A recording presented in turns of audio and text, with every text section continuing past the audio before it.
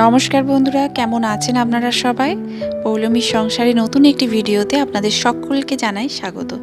সকাল সকাল পেপার চলে এসেছে, বাবার পেপার না দেখলে চা খাওয়া হয় না। তো এখানে বাবার চা খাওয়া হয়ে গেছে। ভিডিওটা আজকে অনেক দেরিতে শুরু করেছি। তো যথারীতি রান্নাঘরের কাজ ছিল, রান্নাঘর গোছানো সমস্ত কিছু কমপ্লিট হয়ে গেছে। চাটা খাওয়া হয়ে গেছে, বাবা এখন চলে গেছে বাথরুমে। আর তো আমি এখন বাবার জন্য ব্রেকফাস্ট বানিয়ে নেব। মর্নিংটা আজকে অনেক পরে শুরু হয়েছে, আজকে সানডে। আর আজকে যেহেতু সানডে সেই জন্য কাজের তাড়াটাও প্রচণ্ড। তো আজকে সকালবেলায় বাবার জন্য বানিয়ে নেব সরু চাকলি।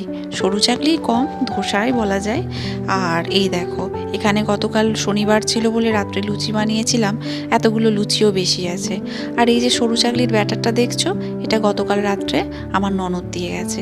ননদ কি করে, অনেকটা করে বেটে ডাল চাল ফ্রিজে রেখে দেয়, বলে ওটা ফরমেন্টেশনও হয় না আর ভালো হয়। তা আমি সকাল থেকে ওই জন্য ভাবছি, ঘুম থেকে তো উঠেছি প্রায় অনেক সকালে, যে বাবাকে সরু চাকলির সাথে কি বানিয়ে দেব। তারপরে কিছু না আর ভেবে এখন আলু বাটি বসিয়ে দিয়েছি। আর মাম্মামকে আজকে চকোস খাওয়াবো, চকোস আর দুধ। কারণ কি না, ও কি খাবে রোজ দিন সে একই খাবার, তাই ভাবলাম চকোস খাইয়ে দেবো। তো এখানে দেখতেই পাচ্ছ সমস্ত গাছে ফুল টুল তোলা হয়ে গেছে, গাছগুলো পুরো ফাঁকা। আর সেই রকম রোদ বেরিয়েছে, প্রচণ্ড রোদ বেরিয়েছে আজকে। তো রোদ তো রোজই বেরোচ্ছে। আর তবে মাঝখানটায় না কয়েকটা দিন রাত্রেবেলায় দেখছি ঠান্ডা ঠান্ডা লাগছে, ফ্যানটা কমাতে হচ্ছে। তো এখানে বাবার বিছানা তোলা হয়ে গেছে, সমস্ত ঘর দুয়ার এখন পরিষ্কার নিট অ্যান্ড ক্লিন হয়ে গেছে। আর আমার ওখানে ব্রেকফাস্টও মোটামুটি বাবারটা রেডি, বাবা আমি সেম ব্রেকফাস্টই খাবো। আর দেখো এটা না সরু চাকলি কম ধোসা হয়েছে, ছোট্ট ছোট্ট দোসার মতন হয়েছে। আর যেহেতু এইটা হচ্ছে যে ফ্রিজে রাখা ছিল, তো অনেক দিনই আছে, তাই ফরমেন্টেশনটা ভালো আছে। আর কীরকম ক্রিস্পি হয়েছে দেখো, ক্রিস্পি ছোট ছোট ডোসা। আর খেতেও খুব সুন্দর হয়েছে। আর বাবাকে দিয়েছিলাম খেতে, তা বাবা দেখছি আলু বাটিটাও পরিষ্কার করে খেয়ে নিয়েছে। আর বাবা তো খেতে বসে আমাকে বলল যে ডোসাটা বাবার খুব পছন্দ হয়েছে, খুব মুচমুচে হয়েছে। তোমরা দেখেই বুঝতে পারছো যে কতটা মুচমুচে হয়েছে। আসলে কি জানো তো, চাল ডালটা যদি মিক্সিতে খুব ভালো করে পেস্ট করা যায় না, ওই বড়বড়া যদি না থাকে, মানে জাল চালটা দেখবে অনেক সময় একসাথে বাড়লে না একটুখানি মানে প্লেন হয় না, এটা আটার ময়দার মতন যদি একদম মিহি হয়ে যায় তাহলে খুব ক্রিস্পি হয়। তো এই যে এখানে বাবাকে ড্রাই ফ্রুটস দিয়ে দিয়েছি, আলমন্ড আর আখরোট আছে, তার সাথে দুটো বড় বড় ডোসা দিয়েছি, আর তার সাথে আলু বাটি দিয়ে দিয়েছি। তো এই হলো ব্যাপার। তো ব্রেকফাস্ট মোটামুটি আমার বাবার সকলেরই খাওয়া হয়ে গেছে। আজকে আমি আমার রুম ক্লিন করব। আমি আজকে প্রতিজ্ঞাবদ্ধ হয়েছি যে আজকে যত বেলাই হোক না কেন আমাকে আমার রুম ক্লিন করতে হবে। রুমটা ভীষণ মেশি হয়ে গেছে, খুব ধুলো পড়ে গেছে। 1 সপ্তাহ 10 দিন হয়ে গেল আমি বাবার বাড়ি থেকে এসেছি। তো যেই দিন এসেছিলাম সেই দিন আমি রুম ক্লিন করেছিলাম। আর জানো তো, রাস্তার ধারে বাড়ি তো, ফার্নিচারগুলো 2 দিন মুছলেই মনে হয় কি ধুলো পড়ে গেছে। আর কাঠের ফার্নিচারে না মনে হয় ধুলোটা একটু বেশি হয়। তো এখানে আমি বিছানা তুলছি, বিছানা তুলতে তুলতে আমাদের যে কাজের দিদি এসেছে, বেবিদি, যে ঘরটর ঝাঁটিয়ে মোছে, তো সেই দিদির সাথেই গল্প করছি। বেবিদি অনেক দিন আমাদের বাড়িতে আছে, প্রায় 7-8 বছর হয়ে গেল। আমার বিয়ের হওয়ারও 2 বছর আগে বেবিদি কাজে ঢুকেছে। তা আমার বিয়ে 7 বছর হতে গেল, তা বেবিদি তাহলে 8-9 বছর এরকমই হবে। তো পুরো ঘরের মতনই হয়ে গেছে, একদম বাড়ির মেয়ের মতো হয়ে গেছে। গতকাল দুপুরবেলাতে ওয়াশিং মেশিনে 2টো চাদর কেচেছিলাম, আর আমার কিছু নাইটিগুলো কেচেছিলাম, কারণ বেবিটির ওপর অনেক চাপ পড়ে যাবে। অনেক কাঁচা অলরেডি পড়ে গেছে, 2টো ঘরের বিছানা পড়ে গেছে, 2টো করে বিছানার চাদর, বাবার জিনিস, তন্ময়ের জিনিস, মাম্মামের জিনিস যদিও আমি ওয়াশিং মেশিনে কেচে নিই। ছোটো থেকে এখনও অবধি মাম্মামের জিনিস বেবিদিকে কাচতে হয় না। তো এই জন্য আমি ভাবলাম এতগুলো চাদর একসঙ্গে পড়ে গেছে। আসলে মাম্মাম যেহেতু বিছানায় টয়লেট করে দিয়েছিল ঘুমের ঘরে, তো সেই জন্যই এক্সট্রা এতগুলো চাদর, কাঁচা চাদরই ফেলে দিতে হয়েছে। তো সেই জন্য ভাবলাম যে একটুখানি হচ্ছে ওয়াশিং মেশিনে কেচে নিই। তো ওইগুলোই কালকে দুপুরবেলায় ওয়াশিং মেশিনে কাচার পর মিলে দিয়েছিলাম, আর আজকে তুলে নিয়েছি। তো শুকিয়ে গেছে, ওগুলো ভাঁজ করে গুছিয়ে রেখে দিয়েছি। এবার এসেছি ফার্নিচারগুলো মুছতে। ফার্নিচারে এত ধুলো পড়ে রাস্তার ধারের জন্য নাকি আমি জানি না, ওর মানে রোজ দিন মুছলে ভালো হয়, 1-2 দিন যদি গ্যাপ দিয়ে দিই প্রচুর ধুলো পড়ে যায়। আর জানো তো, আমাকে এক বন্ধু বলেছিল, দিদিভাই তুমি খুব পরিষ্কার পরিচ্ছন্ন থাকো। দিদিভাই থ্যাংক ইউ বলার জন্য। আমি সত্যি কথা বলতে, আমার ছোট থেকে আমি নিজের মাকে দেখে বড় হয়েছি। আমার মাকে না সবসময় দেখতাম বাড়ি ঘর দুয়ার খুব সুন্দর গুছিয়ে পরিষ্কার করে রাখতো। তো আমার সেটা দেখেই বড় হওয়া, ফলে দেখবে মেয়েরা মাকে দেখে সমস্ত কিছু শেখে। আর ওই থাকতে থাকতে পরিষ্কার পরিচ্ছন্ন থাকাটা একটা আমার রুচি হয়ে দাঁড়িয়েছে, আমার একটা মানে আমি হ্যাবিচুয়েটেড হয়ে গেছি। তো যাই হোক, আমার ভালো লাগে। আর আমার ডাস্টের প্রবলেম আছে, বেশি ধুলোবালি থাকলে আমার অস্বস্তি করে। আর কাঠের ফার্নিচার দেখবে খুব নোংরা হয়ে গেলে না একটা অদ্ভুত রকম স্মেল বেরোয়, তো ওই স্মেলটা আমার একদমই ভালো লাগে না। আমি তাই প্রত্যেক সপ্তাহে ভাবি, মানে ইচ্ছে করে চেষ্টা করি যে একবার ডাস্টিং করে নিতে। তো ডাস্টিংটাও এই জন্য করে নিই। আমি ভিডিও ক্লিপটা হয়তো দিতে ভুলে গেছি, ওপরে উঠে আমার যে দেওয়ালে যে ওয়াল প্রিন্টটা আছে ওটাও আমি পরিষ্কার করে মুছে নিই। ওটা দেখলেও অনেকে আমার বাড়িতে যখন আমার জেঠু শ্বশুর আসে বলে, বাবা তোমাদের কি নতুন রং হয়েছে, এত চকচক করছে। আর জানো তো, আজ সকালবেলায় একটি ব্লান্ডার হয়ে গেছে। সকালবেলায় ঘুম থেকে উঠে এমনি যে স্কিন কেয়ার করি, ব্রাশ ট্রাশ করে আসার পর একটু টোনার, একটুখানি হচ্ছে ময়শ্চারাইজার, তা এখন সানস্ক্রিনটা ইউজ করছি। সানস্ক্রিনটা ইউজ করাটাই দরকার, বাট শীতকালে না সানস্ক্রিনের জায়গায় ময়শ্চারাইজার ইউজ করতাম। তো সানস্ক্রিনটা ইউজ করতে গিয়ে পুরো সানস্ক্রিনের যে মানে বটলের যে মানে র্যাপারটা ছিল, তো সেই র্যাপারটা খুলে সব সানস্ক্রিন আমার হাতে ঢালা হয়ে গেছিলো। সব বলতে অর্ধেক হয়েছিল, তো হাতে ঢালা হয়ে গেছিলো এটাই রেহাই, তবে কিছুটা না পড়ে গিয়েছিলো। তো সেটা ড্রেসিং টেবিলটা একদম মেশি হয়ে গিয়েছিলো। তো তখন আমি একটা ডাস্টার দিয়ে ক্লিন করেছিলাম, কিন্তু হলে কি হবে, একটা সানস্ক্রিন ওইভাবে ক্লিন কি হয় কলিন ছাড়া, তো পরিষ্কার করে তখন আমি জাস্ট এমনি একটু মুছে দিয়েছিলাম। তখন আমি খুব তাড়াহুড়োর মধ্যে ছিলাম, চা ফা করবো বা সকালের বা সমস্ত কাজ, বাসন গোছানো টোছানো, রান্নাঘর গোছানো, তো তখন সেটা পসিবল ছিল না। তো ওই জন্য, আর এই যে আমার ওয়ার্ড্রপটা আছে, ওয়ার্ড্রপের নিচেও যে ড্রয়ারগুলো আছে ওখানেও সব ছিটকে পড়েছিল, ওগুলোও তখন ওই ডাস্টারে করে জাস্ট একটুখানি মুছে নিয়েছিলাম। তো সেই জন্য এখন ভালো করে এটা ক্লিন করছি। আমার মা ছোটো থেকে বলতো যে জানিস তো, যেরকমই বাড়ি হোক, সেটা যদি মাটির হয় বা পাকারই হোক, বা সেটা যদি কুঁড়ে ঘরও হয়, বাড়িটা ম্যাটার করে না, ম্যাটার করে তুমি কতটা এফোর্ট দিয়ে সেটাকে গুছিয়ে রাখবে। বাড়ি পরিষ্কার বা বাড়ির জন্য বড় বড় ফার্নিচার, দামি দামি আসবাবপত্র কিনলেই যে বাড়িঘর দোয়ার দেখতে সুন্দর লাগে তা নয়। অনেকের দেখবে অনেক বড় বড় প্রাসাদ আছে, অট্টালিকা আছে, অনেক দামি দামি, মানে বিদেশ থেকে হয়তো ফার্নিচার আসছে, কিন্তু সেগুলোতে ধুলো পড়ে পড়ে সেই সৌন্দর্যই হারিয়ে গেছে। তাই সবটাই নির্ভর করে বাড়ির নারীর সৌন্দর্যের ওপর, সে কতটা সুন্দর করে তার সংসারটাকে গুছিয়ে রাখছে, তার বাড়িটাকে গুছিয়ে রাখছে। সত্যি কথা বলতে নারী পুরুষ উভয়ই পরিষ্কার বা গোছানো দরকার, কিন্তু নারীদের ওটা বেশি দরকার। কারণ কি না, একটা নারী পারে একটা সংসারকে সুন্দর করে গুছিয়ে রাখতে। খুব ব্যতিক্রম আছে যে পুরুষরা পারে, নারীরা বাড়ি ঘর দুয়ার সব সামলাতে পারে। তাই আজকে আমি একটা কথাই বলবো, নারীকে অবহেলা করবেন না কেউ। বাড়িতে যখন এখনো পর্যন্ত একটা কন্যা ফুটফুটে শিশুর জন্ম হয়, তখন সবাই ভাবে কেন পুত্র সন্তান হলো না, কেন বংশধর হলো না। কিন্তু একটা কন্যাই কিন্তু দুটো সংসারকে মেলবন্ধন করিয়ে রাখে। আমি কি ভুল বললাম কিছু? কারণ সে শ্বশুরবাড়িকেও যেমন আগলে রাখে, তার বাবার বাড়িটাকেও সে আগলে রাখে। আর একটা কন্যা সন্তানই কিন্তু বংশধরের জন্ম দেয়। তাই সন্তান, কন্যা সন্তান বা পুত্র সন্তান ভেদাভেদ না করে সকলকে ভালোবাসুন।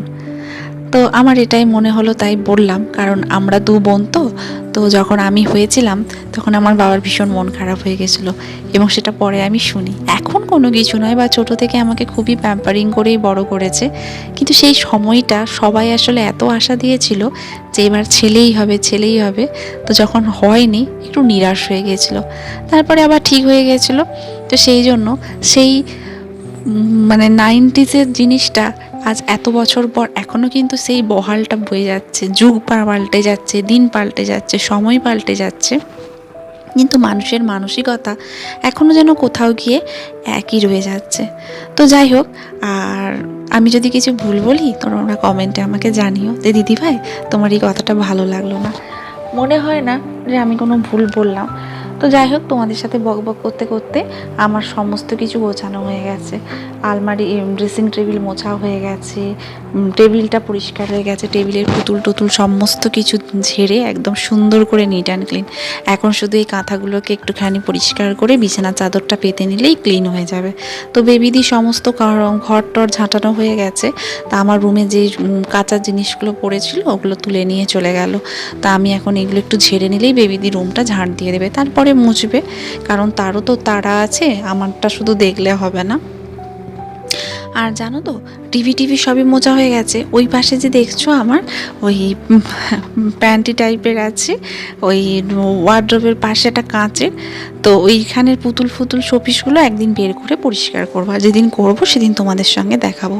তো রুম তুম একদম নিট অ্যান্ড ক্লিন, ঝকঝক তকতক। তো এখন এই কাঁথাগুলোকে একটুখানি ঝাঁটিয়ে নেবো আর ভালো করে ঝেড়ে, কারণ গতকালই কাঁথাগুলো না রোদ থেকে তুলে এনে পেতেছি, সেই জন্য আর বাইরে থেকে ঝাড়ছি না এখানে। আর সত্যি কথা বলতে শরীরও আর চলছে না, আর মালা দিকে আবার রান্না কি করছে সেদিকেও দেখতে হবে। আজকে তন্ময়কে বললাম যে মটন নিয়ে আসো, কিন্তু ও দেখলাম চিকেন নিয়ে চলে এসেছে। আগের রবিবার দেশি মুরগি হয়েছিল। আর সত্যি কথা বলতে কি, আমার শ্বশুর না একদমই মানে চিকেন খেতে চায় না, ব্রয়লার মুরগি খেতে চায় না। তো সবসময় মাটনটা বলে 2 পিস খাবো, মাটন খাবো, নাহলে দেশি মুরগি। তার চিকেন খেলেই নাকি গা গুলিয়ে যায়, গা বমি করে। আসলে অনেক রকম ওষুধ খায়, তো সেই জন্যও হতে পারে। বাট ও চিকেন নিয়ে এসেছে, আজকে বাজার নিয়ে এসেছে। আমাদের সপ্তাহে তো 2 দিন বাজার হয়, একদিন সানডে, একদিন থার্সডে তো দোকান বন্ধ থাকে, ওই দিন বাজার হয়। তোমরা যারা আমার পুরনো ভিডিও দেখেছো তারা অলরেডি এটা জানো।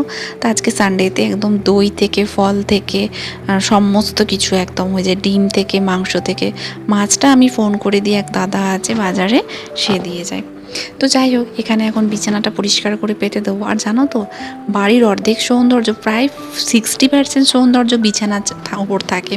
তুমি দেখবে, অবশ্যই তোমরা সবাই জানো এটা, তোমরাও হয়তো আমার মতো ফিল করো, বিছানাটা যদি পরিষ্কার করে টান করে পাতা থাকে না, অর্ধেক ঘরই অপরিষ্কার থাকলেও মনে হয় যে না সুন্দর। আর যতই তুমি ঘর গোছাও, বিছানাটা যদি অপরিষ্কার থাকে, একটা নোংরা হলদেটে চাদর পাতা থাকে, ঘরের সৌন্দর্য কিন্তু কমে যাবে। তা যাই হোক, এখানে এখন তোমরা দেখতেই পাচ্ছ একদম ঘর দুয়ার ঝকঝক তকতক হয়ে গেছে। বিছানার চাদরও পেতে নিয়েছি, বেবিদি যে মুছে দিয়ে চলে গেলে আরও পরিষ্কার হয়ে যাবে। তো সমস্ত কিছু পাতার পর তোমাদেরকে আমি হোম টুরটা দিচ্ছি আমার রুমের, যে কতটা ক্লিন করলাম। আর এই চাদরটা দেখছো যেটা পাচ্ছি, ওটা গতকাল ওয়াশিং মেশিনে কেচে নিয়েছিলাম, কেচে একটু উজালা দিয়ে মিলে নিয়েছিলাম। ওয়াশিং মেশিনে না এই সাদা চাদরগুলো তো মানে উজালা দিয়ে না মিললে না কেমন একটা হলদাটে লাগে। তো আমি সবসময় চেষ্টা করি তো বিছানার মেন চাদরের ওপরে ভেতরে একটা চাদর পাতার, তাহলে কি বলো তো, এই যে কাঁথা টাতাগুলো আছে এগুলো প্রোটেক্টও থাকলো, আর ওই চাদরটাও বেশ ঠিকঠাক থাকলো ভেতরে একটা চাদর পাতা থাকলে। একটা বড় কাজ মাথা থেকে আজকে নামলো, যে রুমটা একদম পরিষ্কার করে দিয়েছি। যখনই রাত্রিবেলায় শুতে আসি বা দুপুরবেলায় বসি বা ঘুমোতে আসি, যখন দেখি না যে খাটের মাথায় ধুলো পড়েছে, ওই প্রিন্টটা একদম ধুলো লাগছে, প্রিন্টের নিচে যে খেলনাগুলো আছে সেখানে মনে হচ্ছে আঙুল দিয়ে দাগ কাটলে দাগ কাটা হয়ে যাচ্ছে, খুব অস্বস্তি হতো। আর ভাবতাম কবে করব। 1 মাস বাড়িতে ছিলাম না, 1 মাস পর যখন এসেছি প্রচুর কাজ, 1 সপ্তাহ তো মানে কাচাকাচি গোছানা গুছিনি, এখনও 2-1টা জায়গা বাকি আছে। শীতের জামা কাপড়গুলোও যাই হোক কেচে রোদ দেখিয়ে তুলে নিয়েছি সমস্ত কিছু।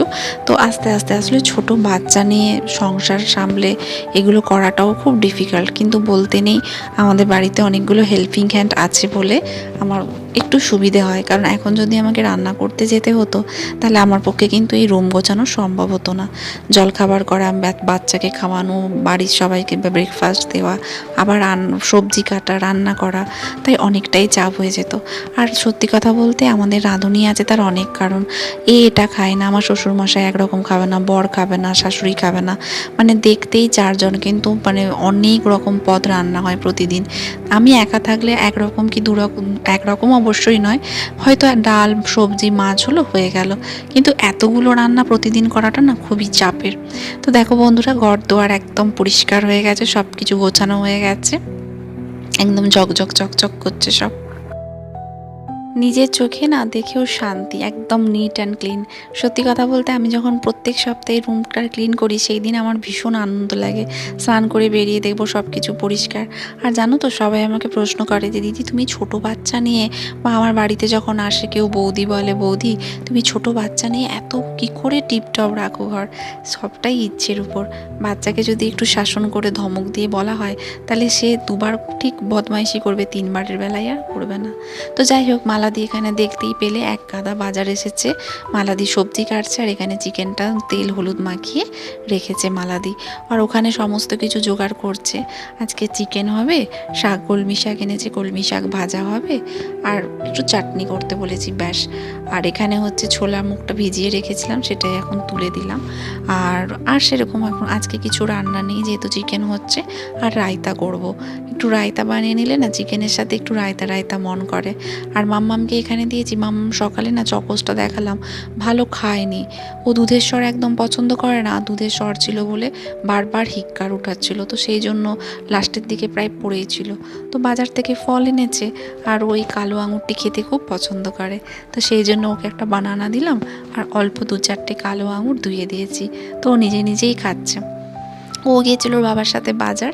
তো যেহেতু বাড়িতে একা একা আছে, এক্সাম শেষ, একটা মানে 1 মাস এখন ছুটি, আর বাড়িতেই আছে, কেউ কোথাও নেই, তো সেজন্য বায়না করলো আমি বাবার সাথে বাজার যাব। তাই বললাম ঠিক আছে যা। তা বাজার থেকে আসার পর হাত ফাত ধুয়ে দিয়েছি, ও বসে খাচ্ছে। আর আজকে যেহেতু সানডে, একটু স্কিন কেয়ারও করছি। সমস্ত কিছু হয়ে গেছে, মালাদির ওখানে রান্নাও, মাংসও বসিয়ে দিয়েছে কষাতে।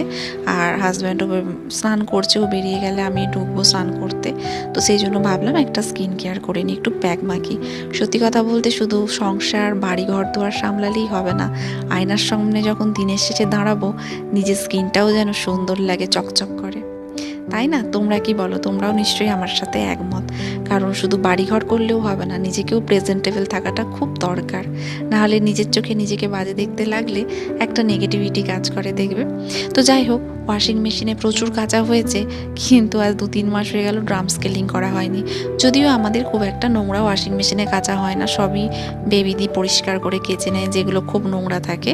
ওয়াশিং মেশিনে মাম্মামের রোজের রোজ জামা কাপড় জমে থাকে 3-4 দিনে, সেগুলো কাচা হয়। তো যাই হোক, তাও একবার 2-3 মাসে ক্লিন করে নেওয়াটা ভালো। তো সেই জন্য এখানে ড্রাম স্কেলিং পাউডারটা দিয়ে দিলাম, পাউডারটা দিয়ে ড্রাম স্কেলটা অন করে নিলাম। হাজব্যান্ডকে দিয়ে দিয়েছি খেতে, রাঁধুনি রান্না করে চলে গেছে। আর এখন আমি যাচ্ছি স্নান করতে। স্নান ধান করে এসে ততক্ষণে এই ড্রাম স্কেলিংও হয়ে যাবে, আর মাম্মামকে খাওয়াবো। তো আজকে রবিবারের ব্যস্ততম দিন, সারাদিন ঘর দুয়ার পরিষ্কার গোছানো, রান্না বান্না, প্রত্যেকেরই এইভাবেই কেটে যায় রবিবারটা। তো চলো বন্ধুরা, আজকের দিনটা এইভাবেই শেষ করলাম। ভালো লাগলে চ্যানেলটিকে অবশ্যই একটি লাইক এবং সাবস্ক্রাইব করতে ভুলো না।